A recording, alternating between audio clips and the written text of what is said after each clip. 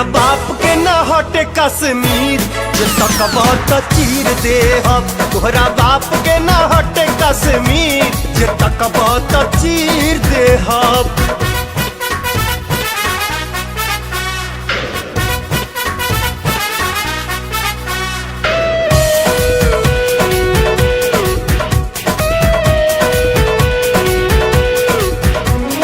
छेड़ी नहीं खे छोड़े के हवा के रुख भी मोड़े के।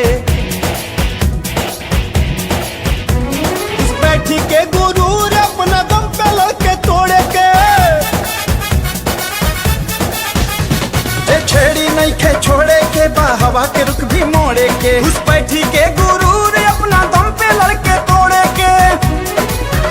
सोचबो बाटर जाई लांग दुनो काट ले हम टांगे कोई इंच नहीं फने हम लकीर दे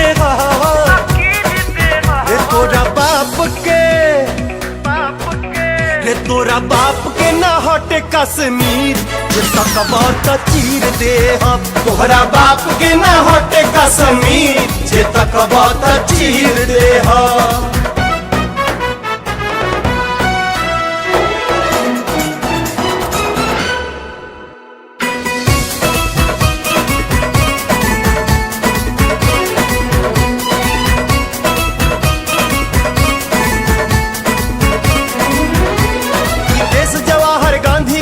भगत सिंह फौलादी के